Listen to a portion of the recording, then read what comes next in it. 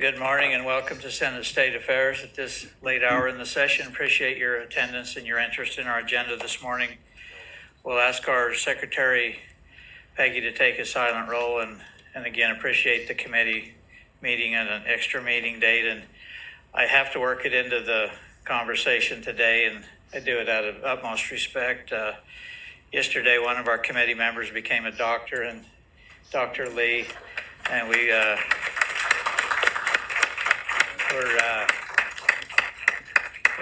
very proud of her. She's worked really hard, and just wanted to acknowledge that in committee. So,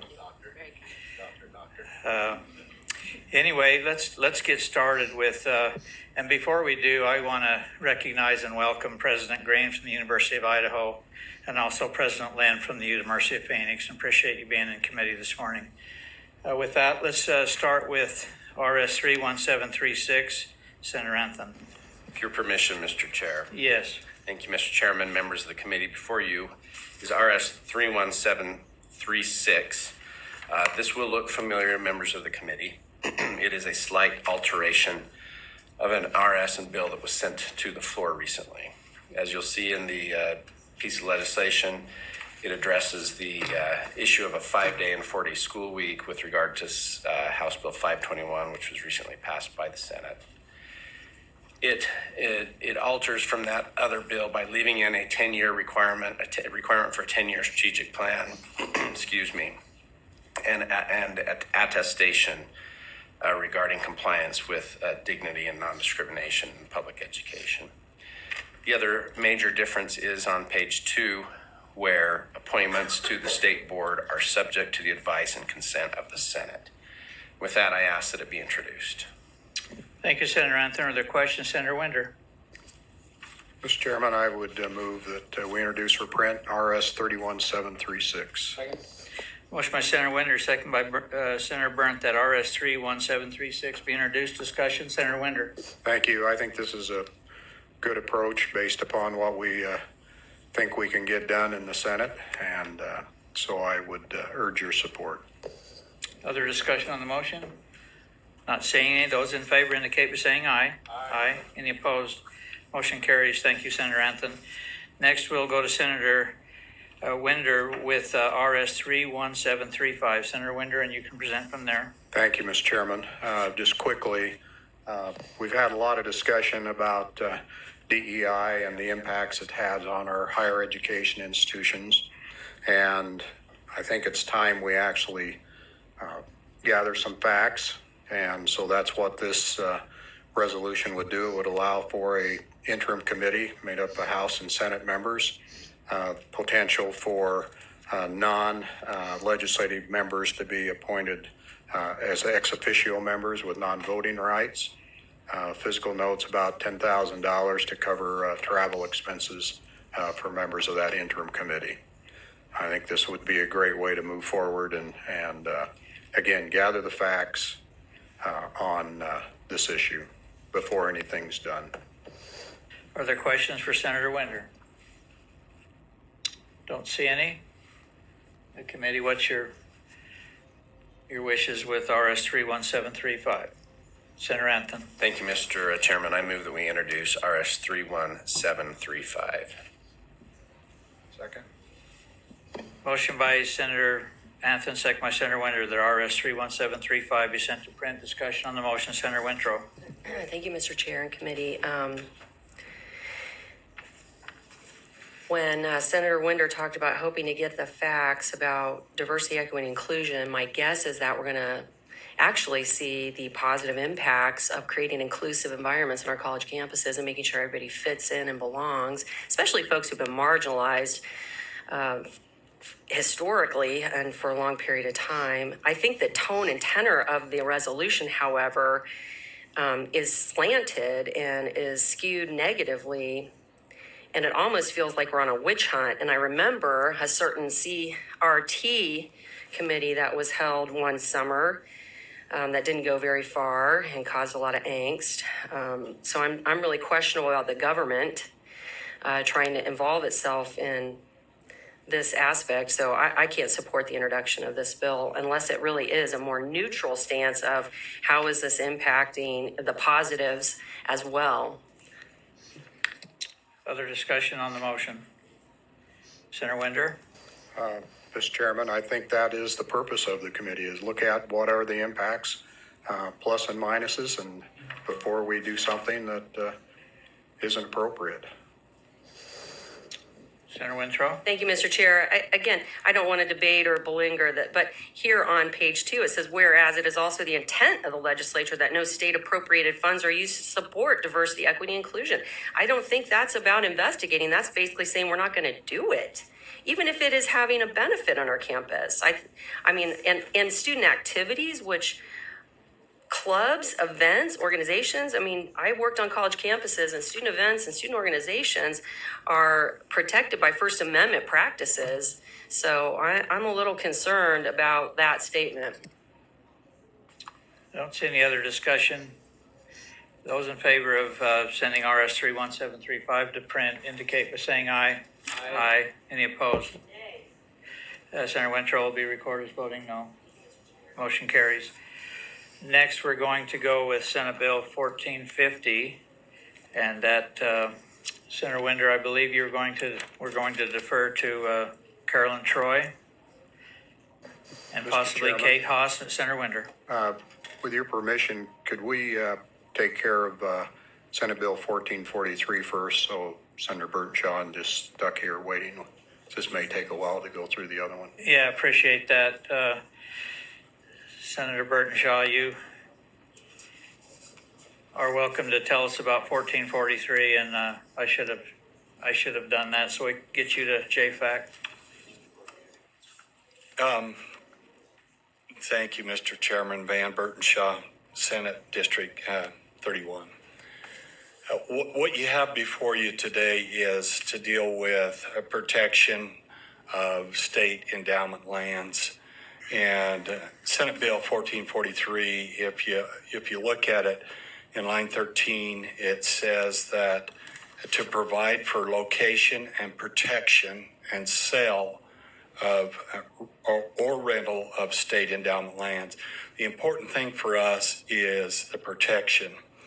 The second part of that in line 16, it says that the lease shall include terms and conditions. Oh, listen, I need to go back to line 15. The purpose of the state land commissioners is to provide for maximum long-term financial return.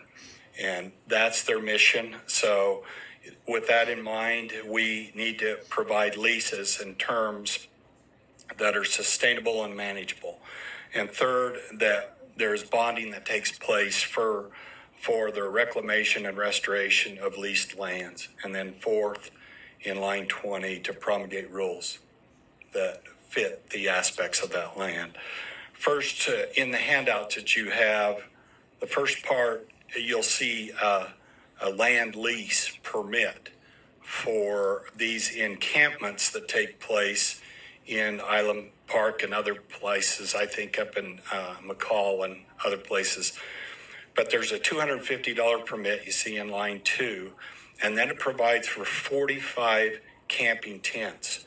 So there are 3 different encampments up there that cover about 200 tents in that area. So what's the impact of those 45 tents? If you turn the page, you'll see what the income and the impact is for those 3 camps. So if you go down to the bottom, you see you have Wander Camp, and that's the 45 campments there that produce about $240,000. Between the 3 camps, they produce about $750,000. $696,500 go to those that have put the camps on. $52,000 goes to the state. So if you look at that closely, for about $62.50 a month, they have that land leased from the state of Idaho. So, and if you look at, let's just take Wander Camp, that was the first lease agreement that I showed you. For June, they made $33,000. For July, $132,000, and for August, $74,000. That's a pretty good return on investment for $6,250 a month. So why do I bring this up? If you turn to the next pages, you'll see the Wander Camp, and that first page, what you see there is just a dirt ground, but underneath that ground right there where you see that wooden lid or whatever it is, that covers the lid to a septic tank. And you have septic lines that come out from that. That was dug in the middle of this encampment. And the state holds a liability for that. And there was no permit. And that's where the sewage is dumped. And that's what our $62 a month gets. And it's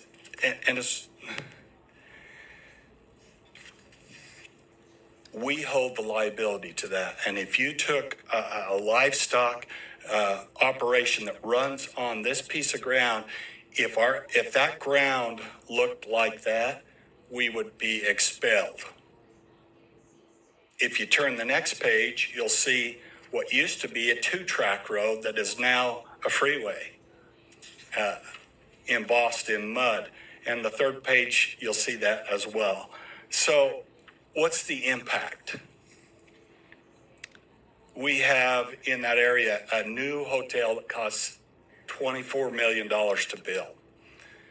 These guys are gathering up $750,000 that is in direct competition with the motels and hotels that are in the community. By far and away, the most egregious abuser of property and the community is the state of Idaho. And we do it for $52,000. It's embarrassing. And it's travesty. And the people who deal with all these people there and the amount of impact they have on the environment is unbelievable. So, good senators, I could go on for quite a while, but just let me say that I think these contracts need to be set in stone, that they need to be negotiated, rules need to be promulgated to help with this issue. The Department of Lands has worked really hard to fix this problem, but it's way outside the scope and manpower they have to take care of this issue. This is going on across the state. And it started with COVID, kind of, and it has grown and grown and grown. So it's time to take back endowment lands, manage them so that the corpus is not destroyed, as is in our mission statement, and make sure that we do our best to manage this ground into perpetuity. And with that, Mr. Chairman, I'll stand for questions. Further questions for Senator Burton Shaw? Don't see any. I do have one individual signed up to testify, Okay. and we'll give you a chance to close. Jonathan Oppenheimer is going to be joining virtually.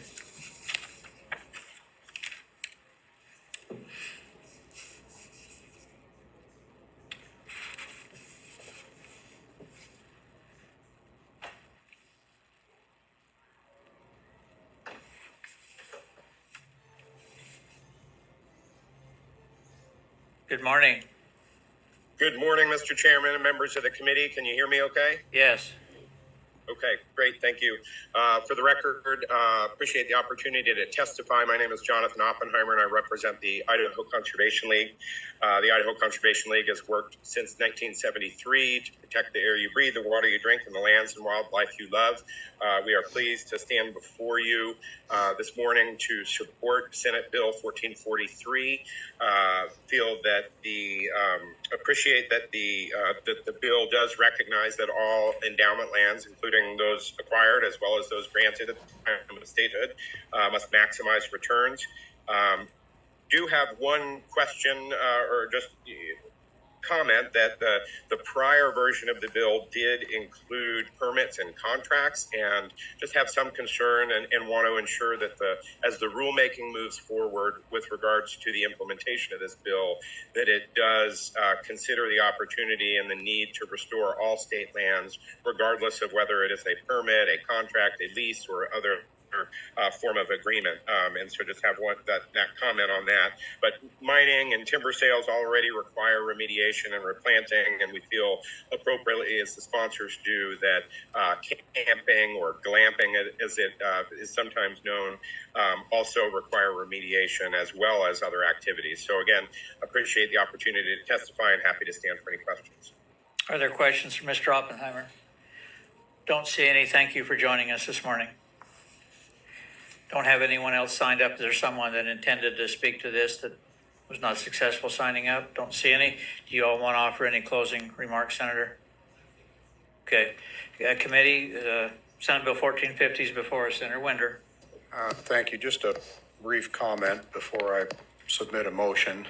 I started receiving letters on this at the beginning of the session. Senator Burdenshaw approached me about it. I've received letters from elected officials as well as adjoining property owners talking about the impact of literally having hundreds of people running around on razors and four-wheelers through their neighborhoods and through their community, and a not very well managed situation, and the density is causing significant heartburn to the locals.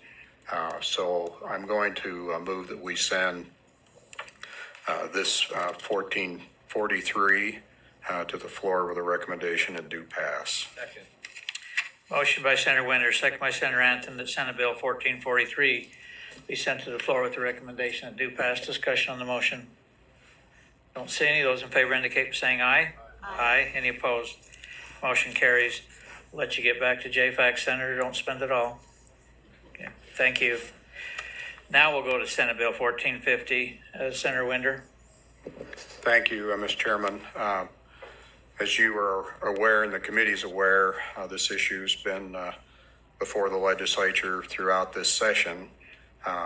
The speaker and myself sought an outside legal opinion. We've had several other sources provide opinions, but it appeared that the way forward was with a body politic, not a not-for-profit 501c3, and this would enable the transaction to move forward, and I would ask that I would yield the time to Carolyn Troy and to Kate Hawes. Thank you, Senator Winder. Carolyn, just introduce yourself for the record and welcome to committee. Thank you, Mr. Chairman, members of the committee. My name is Caroline Nelson Troy. I am Government Relations for the University of Idaho. It is indeed an honor to be here, and if I might add, my congratulations to Dr. Senator Lee. I will do so. Thank you, Pro Tem Winder, for your efforts bringing this bill to light. Obviously, we've done a lot of listening over the last many weeks. What's before you today is a result of those conversations. We believe it addresses the concerns that have been expressed by some legislators, and we look forward to a full and robust conversation about this opportunity. Thank you, Mr. Chairman. I'd like to yield the rest of my time to Ms. Haas. Kate Hawes, you yield. Just introduce yourself for the record. Welcome.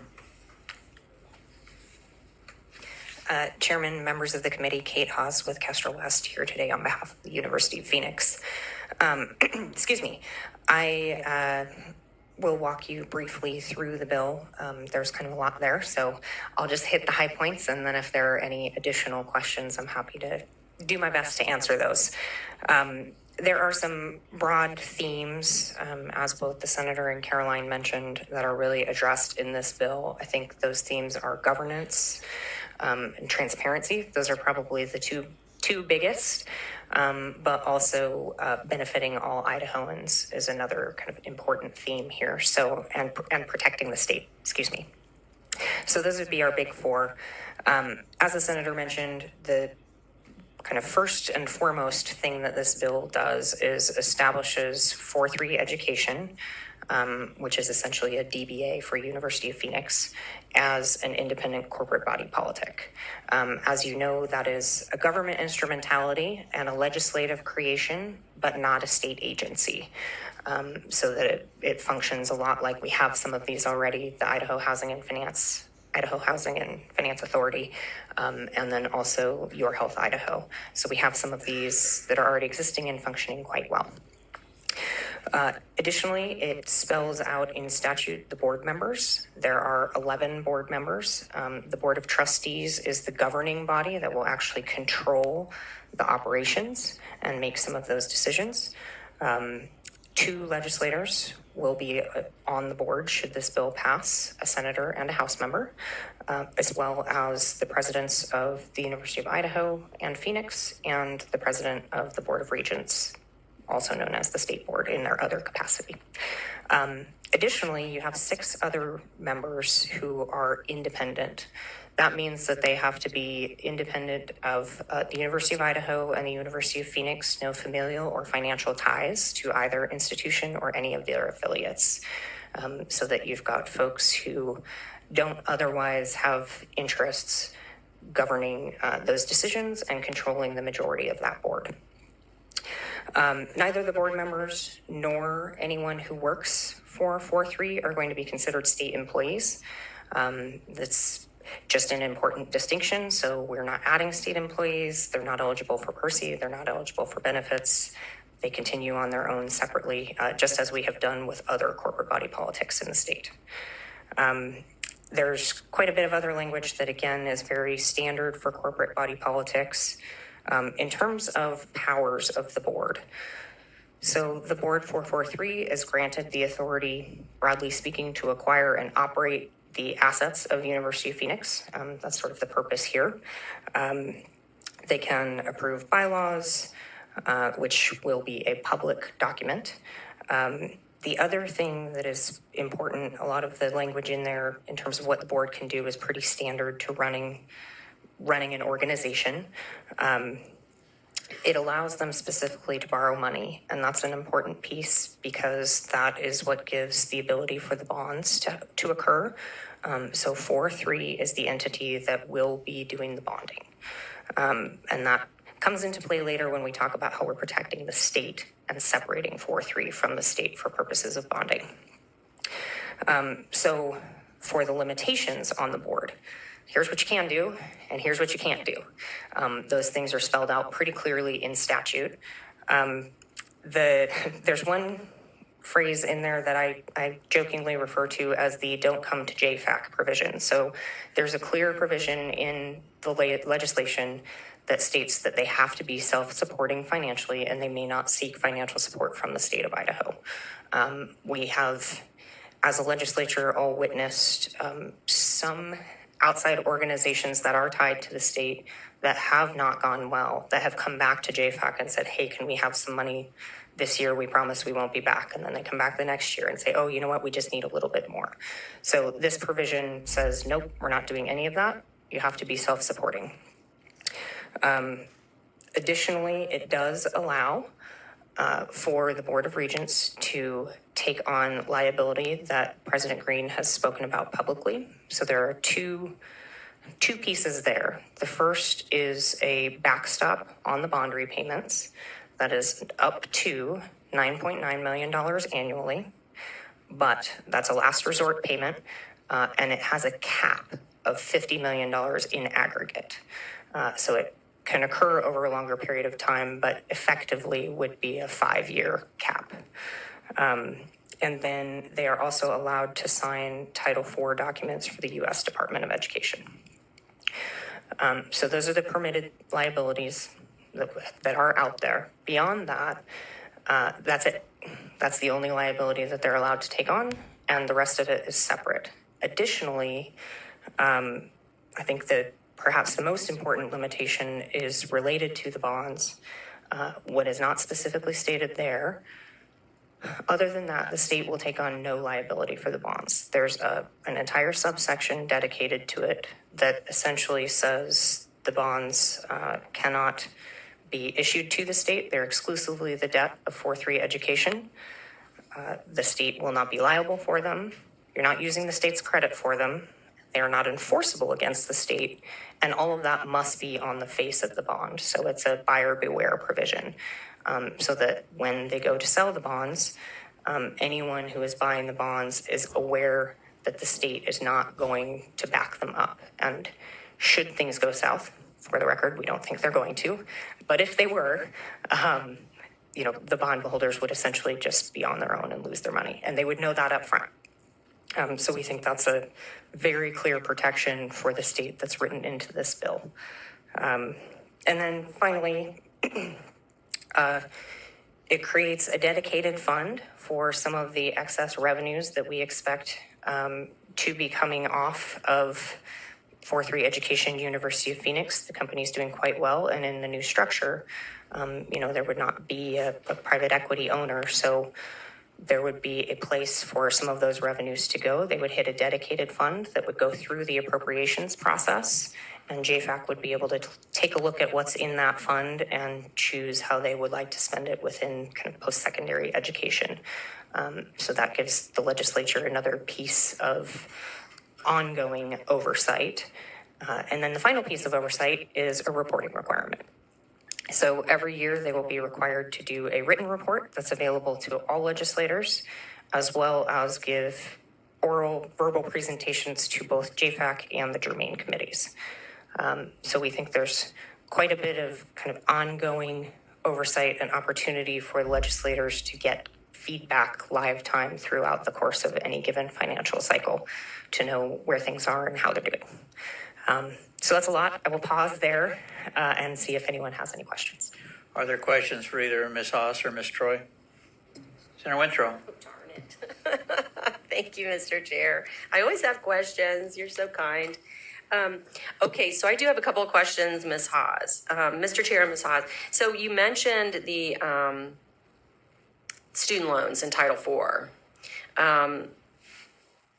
Can you tell me what is the total financial exposure right now at the University of Phoenix under that borrower defense program? Ms. Haas. Chairman, Senator Wintrow, I can't. I can probably find out, but I do not know that number. Senator Wintrow. Thank you, Mr. Chair and Ms. Haas. I think the reason I'm asking that, right, is because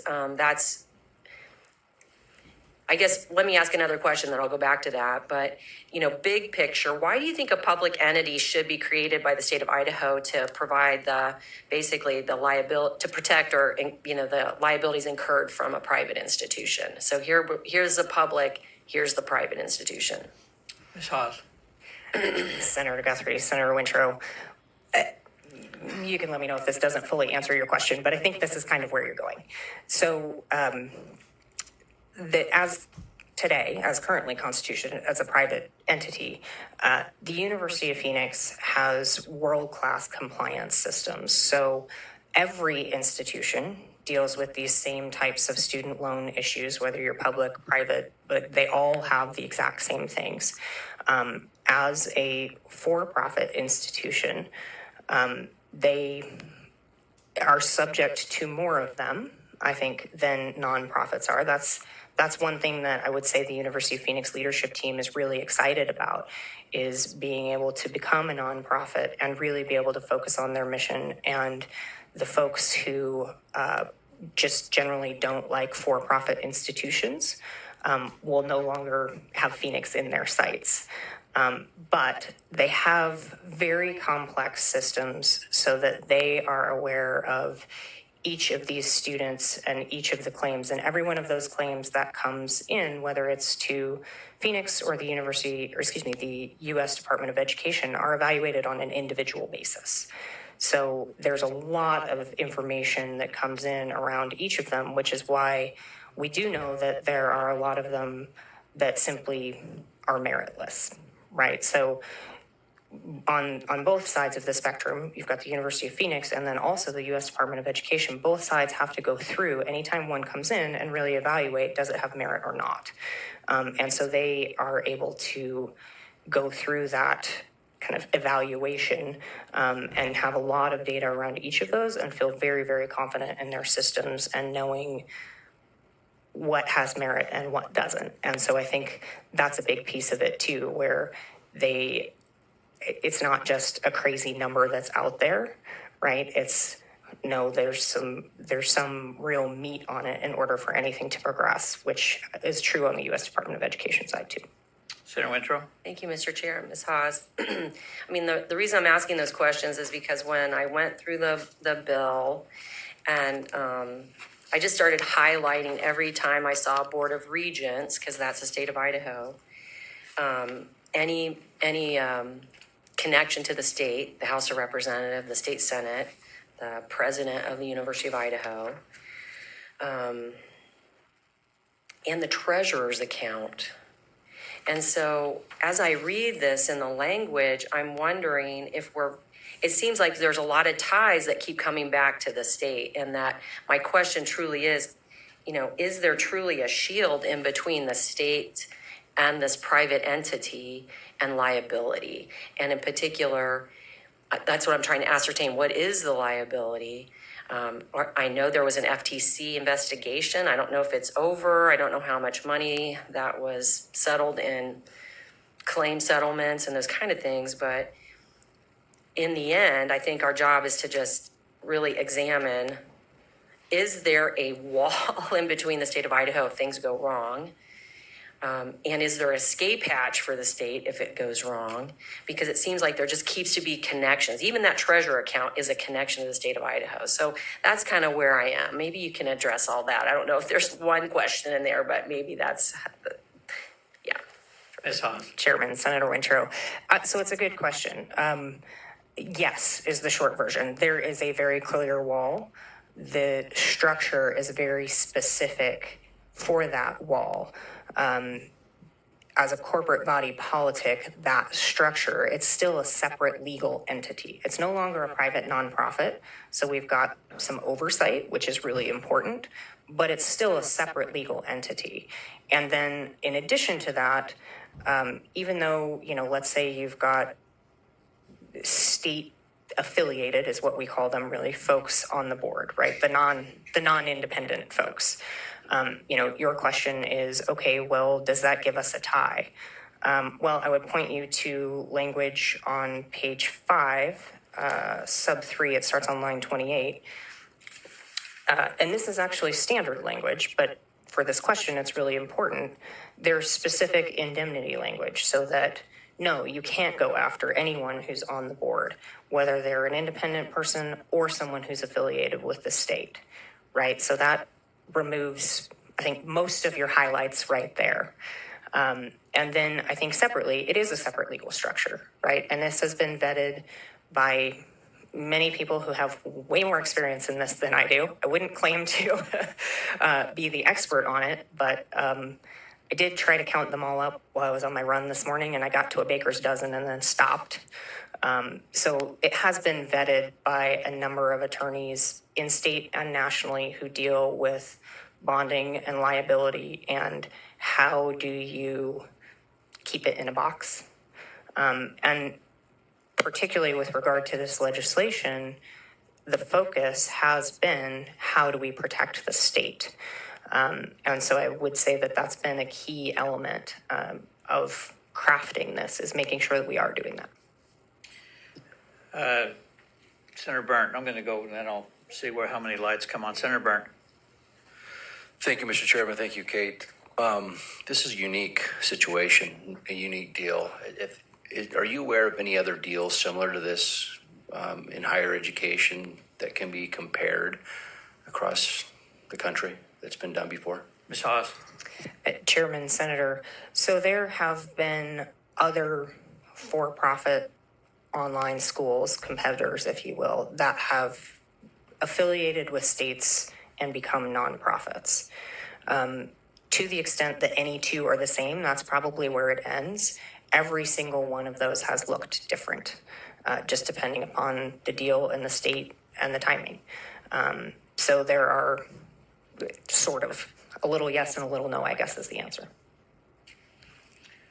Don't see any other lights. I don't know if Senator Wintrow's going to try for one more and try my, see how much latitude I give her. But while she's deciding that, I'd make a couple of comments. And I am not deeply invested in this particular idea. I admit that up front. What I will say is that for years we have pushed the go-on rate, and then for years it has been sub 40%. And so what does that mean? Does that mean we should look at other iterations of higher education on the options we make available to our high school seniors and kids coming out of high school? I can make an argument for that. Is this the right one? I would surmise that the president of University of Idaho and president of University of Phoenix would probably not head down this path unless they thought it offered some kind of relief in that regard where seniors could have another option. So I just make that as a comment that I think somebody must see some value in exposing our youth to more opportunity, or it probably wouldn't take a bite this big, because this is a big deal and there's got to be some real commitment behind it, and I admire that. So, Can I? all right, one more. I was like, Senator Guthrie, can I respond real quick? Senator Wintrow. Oh, go ahead. Did you want to respond? Can I do respond you want- just, yeah, sure. just for a moment? Sure. Well, so I'm glad you brought that up, because one of the things that does make Phoenix a little bit unique is that their average age is a little bit older. So I think they serve a population of working adults, which seems very in line with where Idaho has been headed. And one of the things that you and I actually worked on this session fits right in. One of the things that Phoenix does really well is it says, okay, have a job. Like, you can go get a job without a degree. That's awesome. We'll help you take some classes and further your education and upskill. And then maybe we'll help you go get another job, or you can go get another job because you have these skills, and we'll help you understand what those skills are. And so recognizing that it's very iterative, and that is in many ways reflects the direction that higher ed is going to, as you suggest, try new things and meet students where they are. And so I think that's one of the really exciting things about the affiliation for Idaho and the University of Phoenix, is they're culturally a really good fit. Well, and that go-on rate can be 18 or 28, so you're still, I mean, it's still the same objective, is to try to further the education of those that are entering the workforce. Senator Wintrow. Thank you, Mr. Chair. And I guess, I'm so glad that Ms. Haas brought that up. So I did check into, I put calls in to see the other universities, and Boise State's in my backyard. So I said, hey, what's going on there with online? Are you guys just falling down on the job? What's going on? And they actually reallocated in their own school and now have a significant online presence. Let me get the stats here. 100 fully online programs now at Boise State, 2,000 Idaho students fully online, 3,000 national, international students fully online, 39% of their total student credits are taken online, 23% of graduates. Okay, they also have rural Idaho programs and so forth, and they're number 15 in the country for best online programs for veterans.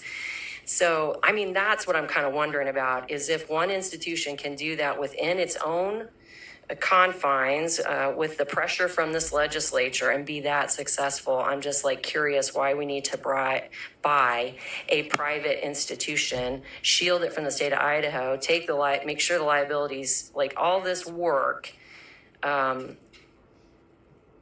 in particular with the question marks of the current liabilities they're carrying, and is that implicated in the state, especially in all the touches of the board, the state, the treasurer's account, et cetera. I still don't feel confident that we are putting a wall, as well as, why would we do this? Sounds like a different, same question asked a different way, but you're welcome to respond. And then I'll be quiet. Chairman, Senator Wintrow. Well, so I can't speak to what Boise State is doing. I've, in past experiences, talked with them a little bit about their online programs, which I know they've been working to grow for quite a number of years now. I would say a couple of things. I would say this is a really unique opportunity And I think there is the possibility for all of the universities to benefit. The Boise State University has built some stuff in-house. There's also a whole industry called OPMs that actually work with traditional universities to try and boost their online. So I don't know if if Boise State's doing that or not. But most of the time, they're not fully in-house when those programs are started. So there is a little bit of outside help there. But I think also the University of Phoenix and what they have developed over the years, they have world-class systems that I think all of our universities could benefit from. They're willing to share that expertise and work with everybody and are excited to do that. And so I think that that's a big piece of what our state could get from this that we haven't really even started talking about yet. Senator Lee. Thank you, Mr. Chairman. Thank you, Ms. Haas. And a little bit of maybe a response, but an opportunity to have another conversation about this body politic and what is it. And as I hear Senator Wintrow talk about, we have universities that are already doing some of these things. Can you speak to a little bit, you don't have to go in depth, but this isn't the only body politic. We have other body politics. So for example, as I hear some of the concerns, we have banks that give housing mortgages, right? You can take on a loan, but we have set up the Idaho Housing Finance under a body politic, which arguably could be competition for our banks. But there are reasons why we have set up these structures that are quasi-governmental, but certainly still have that wall. Can you speak to the idea about a body politic and how it maybe this isn't the first one that we've done? Ms. Hawes. Yeah, Senator Guthrie, Senator Lee. Yes, thank you for bringing that up. And I actually think Idaho Housing and Finance Authority is probably the best analogy here, in part because of what they do, right? They do a lot of financial work. They do bonding. There is a certain amount of risk associated with what they actually do in terms of loans and finances and all of that. And I think kind of what you alluded to is that they are a quasi-governmental entity and they are a body politic, but they are also walled off from the state. And it's a very similar situation where, I don't know them in depth, so I won't get too much into it, but similar situation where if something were to go bad on a loan that they made, they're not coming back to the state saying, oh, sorry, we got it wrong. There's a nice, clean, bright line there. Senator Winder. Mr. Chairman, are there people signed up to testify? There are not. Okay, so maybe a little open discussion here then. Some examples we might talk about with Idaho Housing and Finance. We actually put up $50 million of equity for affordable housing around the state, which they went out and bonded $500 million for to build affordable housing. I don't know how many $billion the Housing Authority has put out in the market, but it's very significant, a lot more than this would be doing. And I just think that, again, what we try to do with this piece of legislation is find kind of a sweet spot legally for the mechanism to work as shielding the state, allowing the entity to move forward in a positive way. And I would just address some of the concerns about and some of the comments that we're doing this for our Idaho students.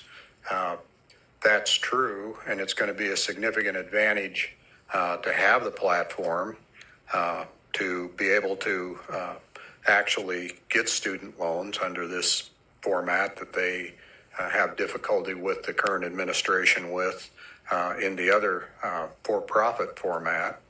So I think there's some good reasons, but this is a really, and I don't know whether there's anybody here that would answer my question or not, but it'd be interesting to know how many states the students come from, how many international countries students on the Phoenix platform come from, because this is a much broader effort than just trying to serve the needs of Idaho. And it is a business opportunity that they're looking at. And also, I've used this analogy before, when you play hockey, you don't ski or don't skate to where the puck is, you skate to where it's going to be when it's passed. So you've got to look to the future. I've heard numerous college presidents around this building talk about the cliff that's coming with traditional education. So I think this is one way to provide a good platform. It doesn't prevent Boise State or Idaho State or any of the other schools from having online classes. In fact, I think that's probably more and more the wave of the future. And this really addresses some traditional, but probably a vast majority of non-traditional students that are working, probably an older age, professionals that are upgrading their professional licenses and skills to get a better job, and the state and I think the public benefit from that when people have better jobs and they're able to take care of themselves better. They can feed their families, buy homes, whatever that allows them to do, and whatever their goals are. But I think this is a way to move forward in a legal way. It was based upon the legal opinions that the speaker and I sought out, and I would urge the committee's consideration of this to move it to the floor. Senator Lee. Thank you, Mr. Chairman. I don't know if you're ready for a motion. I am. I would move that we send Senate Bill 1450 to the floor with a due pass recommendation. Motion by Senator Lee, seconded by Senator Burnt, that Senate Bill 1450 be sent to Senate floor with a recommendation on due pass. Senator Lee. Thank you, Mr. Chairman. Just to speak to my motion, I think this is a good path forward. I was concerned about, I kind of came to this conversation about saying, let's stay out of it. I might still feel a little bit about that, but I see the way that the process has gone. But I just really want to publicly thank President Green, for his tenacity and for his willingness to walk through this process. This is exactly what we have in this legislature been asking our higher education institutions to do. We have been asking them to be innovative. We have been asking them to be disruptive of the current construct. We have been asking them to look at, Mr. Chairman, many of the things that you worked on this session about credentialing and prior experience and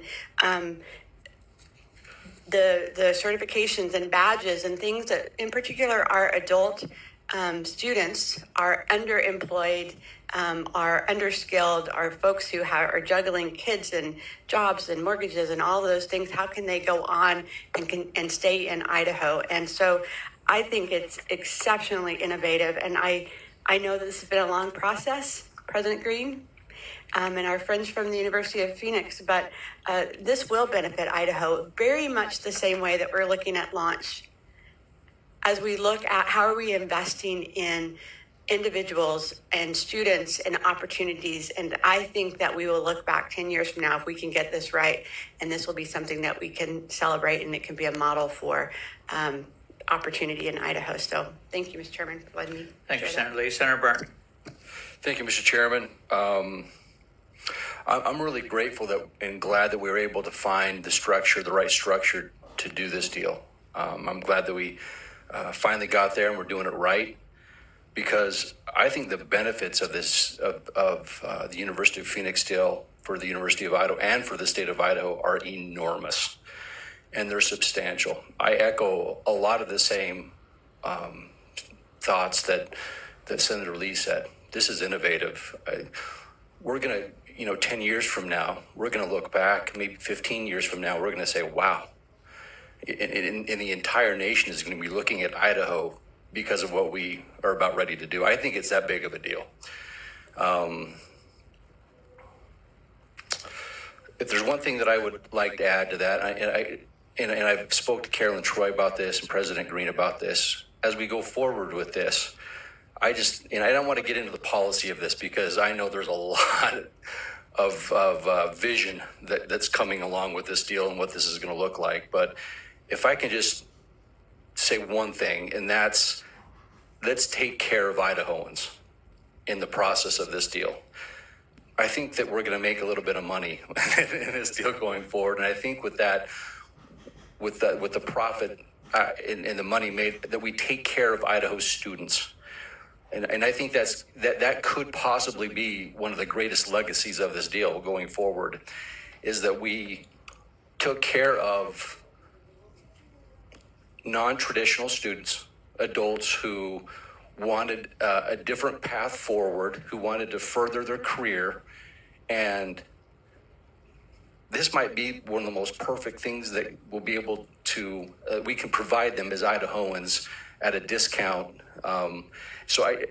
We've spoke about that, but I can't reiterate that enough and how important that is to me personally. Looking at my notes here. I think that's it. Great work. Great work, President Green. Great work. Senator Wintrow. Thank you, Mr. Chair. It looks like I'm going to be the sole no vote. So here's what I would say. Number one, I worked in higher ed my whole life. I love education. I think it's transformative, and I respect everybody that works in higher ed. So this vote and my concern is not about my lack of love or support of higher education. I think education is the backbone of a successful citizenry, period. My concern, being a non-attorney, maybe that's the problem, is when, number one, when you look at the Idaho Housing and Finance Association statute, if you look at that section of code does not look like this. And it is long and drawn out. And there are different issues with liability, to be sued and to sue. So it is different. And almost, the language in this almost feels like a contract, not state statute. So that's why I'm concerned. I'm question mark. I still don't have the answer to, what's the liability on the student loan piece of it? What amount of liability are we carrying into the deal? What is the connection to the state? Because over and over, it still talks about the Board of Regents having the impact to appoint people. We are actually serve on the board. We have a treasurer's account. I just don't know how you separate that as we go forward. I believe, and I could be wrong, that we only have about 400 students in Idaho enrolled and about 80,000 out of Idaho. So I'm not sure how it is going to help Idaho, other than if it is a for-profit institution and we're going to get kickbacks and use that in higher ed, maybe we'll use those profits. But I'm just not understanding how this is serving the public interest doctrine of government. But again, I could be wrong on all that. I hope I am wrong on all this. But I just don't feel confident enough to vote in favor of it at this point. It's just, there's too many question marks for me. So, again, I raised all those questions as concerns. I appreciate your patience in answering those questions. And, I hope I am wrong and that the state of Idaho will benefit. And I would encourage Ms. Haas or Ms. Troy to sidebar with Senator Wintrow and maybe the questions can be further answered. Senator Lee. Thank you. Just very quickly, because it's my motion. I have also worked in higher education my entire adult life, and I want to offer that there is more than enough need than any one institution in the state of Idaho can fulfill, and that we have to partner together and look at different ways that we can do this. And I think that all of our institutions should be supported and will be supported through the opportunity to bring additional revenue into the state. But the mission is to provide opportunities for Idahoans, and if we can serve others and make money, I think that's a really great Venn diagram for this opportunity. Thank you. A few years ago, I was at a conference where they talked about education, in particular higher education, and they showed surveys where higher education was out of touch with the needs of business and industry and weren't fulfilling those needs. And as Senator Lee mentioned earlier, I've advocated for certificates and training and different options because not everybody wants a four-year degree. And I will tell you that when you seek to do something non-traditional and different, it's kind of that old saying about being outside your comfort zone. And if you're going to move the needle on some of these things, you're going to have to spend some time outside your comfort zone, and you have to be able to trust those that you have put in place to make those difficult decisions. And And so that's where I place my trust, and I'll certainly support the motion. Don't see any other discussion. Those in favor of sending Senate Bill 1450 to the floor with the recommendation that do pass indicate by saying aye. Aye. Opposed? Senator Winter will be recorded as voting no. That motion carries. Committees or anything else? Stay tuned. There might be more exciting meetings to come. We'll see. We're adjourned.